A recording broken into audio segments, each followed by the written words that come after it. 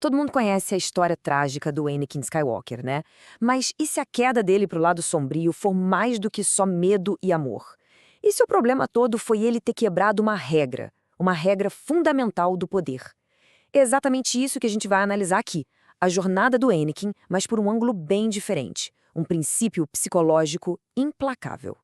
Essa ideia vem de um autor chamado Robert Greene, que estuda estratégia e poder. E é essa lente que a gente vai usar para olhar cada escolha, cada erro, cada manipulação que levou o tal escolhido a se tornar o servo mais temido da galáxia. Olha só o nosso roteiro. A gente começa entendendo essa primeira lei do poder, depois mergulha no caso do Anakin, vê como os mestres dele reagiram, como a manipulação entrou em jogo, o preço que ele pagou e, no final, a grande lição por trás de tudo. Certo? Então vamos lá. Para entender a queda do Anakin, primeiro a gente precisa compreender a base de tudo isso. Essa lei 1 é o que sustenta todo o resto. A lógica por trás dessa lei é, na verdade, bem simples. É preciso fazer com que as pessoas em posições de poder se sintam confortavelmente superiores. Sabe? Porque quando alguém mostra muito talento, isso pode acabar gerando medo e insegurança. E olha, uma pessoa poderosa e insegura é uma combinação perigosíssima. Mas atenção, aqui tem um ponto fundamental. Isso não é sobre ser submisso, sobre baixar a cabeça para tudo. De jeito nenhum. É sobre inteligência social. É pura estratégia. É aquela arte de saber a hora certa de mostrar seu brilho e a hora de usar essa luz para fortalecer quem está no comando, em vez de apagar o brilho da pessoa. E agora, sim, vamos ao nosso estudo de caso. Porque, sinceramente, não tem exemplo melhor de alguém que quebrou essa regra de forma trágica do que o Anakin Skywalker. Ele é o retrato perfeito de um talento gigantesco que simplesmente não aprendeu a jogar o jogo do poder. Pensa bem, desde o começo ele já carregava esse rótulo de o escolhido. O peso dessa profecia colocou ele numa situação bem impossível. Todo mundo via ele como uma espécie de ferramenta da força. O problema é que o próprio Anakin começou a se ver como a personificação da força. O brilho dele era forte demais, simplesmente não dava para ignorar. E aí a gente chega nas falhas dele, que basicamente selaram o seu destino. Não bastava ser poderoso, ele precisava que todo mundo soubesse.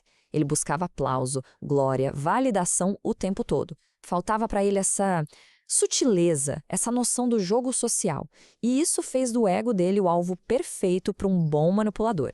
Ok, agora vamos virar a moeda. Como é que a estrutura de poder da época, a Ordem Jedi, reagiu a esse talento todo, a esse brilho que ofuscava todo mundo? Olha, essa é uma reação supernatural de qualquer sistema, de qualquer hierarquia. Pode ser numa empresa, pode ser no Conselho Jedi, não importa. Se aparece uma força que desestabiliza a ordem, a tendência é tentar conter essa força.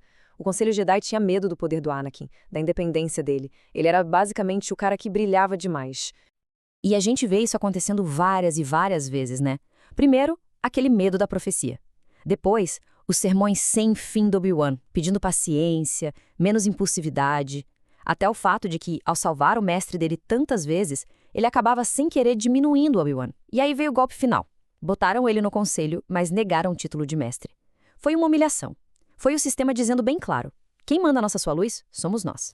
Mas enquanto os Jedi tentavam, digamos, diminuir a chama do Anakin, tinha outra pessoa fazendo exatamente o contrário, soprando fogo nela. É aí que entra em cena o Palpatine, o mestre supremo da manipulação. E aqui o contraste fica gritante. De um lado, a Ordem Jedi. Eles viram o brilho do Anakin como uma ameaça. A estratégia, contenção. O resultado, alienação. Ele se sentiu um estranho no ninho.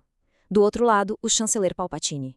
Ele viu o mesmo brilho, mas como uma oportunidade. A estratégia dele, exploração. E o resultado, escravidão. Duas abordagens totalmente diferentes, mas que levaram Anakin para o mesmo buraco.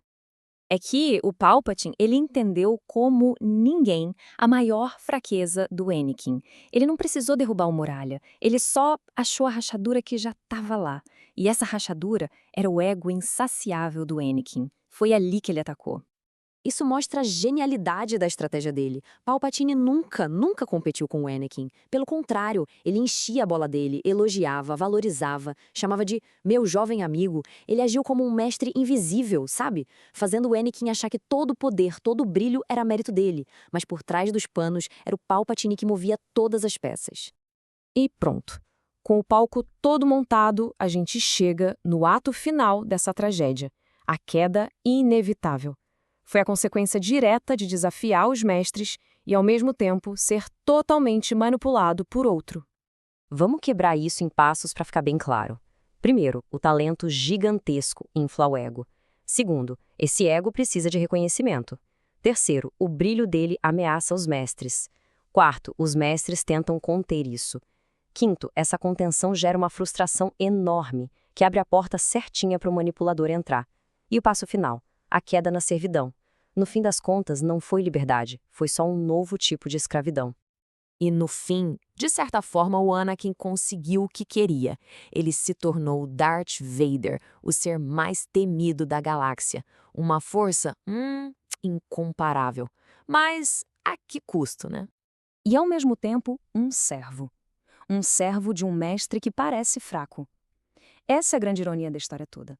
Na busca por nunca mais ser controlado por ninguém, ele acabou virando o lacaio de um homem que é mestre na arte de parecer inofensivo. O Anakin, o gênio da força bruta, foi dominado pela sutileza.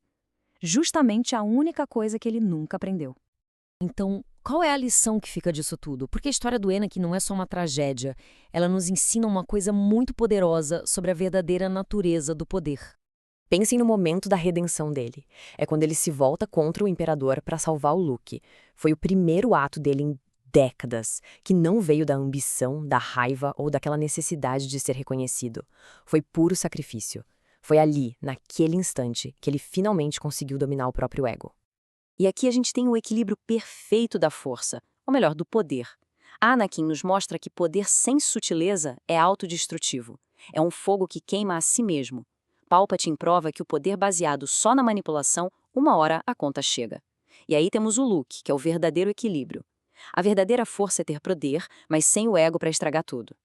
No fim das contas, se a gente pudesse resumir a tragédia do Anakin numa só frase, seria essa. Ele perdeu porque confundiu força com reconhecimento. Ele queria ser visto, queria o aplauso, queria o título de mais forte. O que ele não entendeu é que, muitas vezes, o poder de verdade age no silêncio, longe dos holofotes. E para fechar, fica essa reflexão do Robert Greene. Pensem nisso.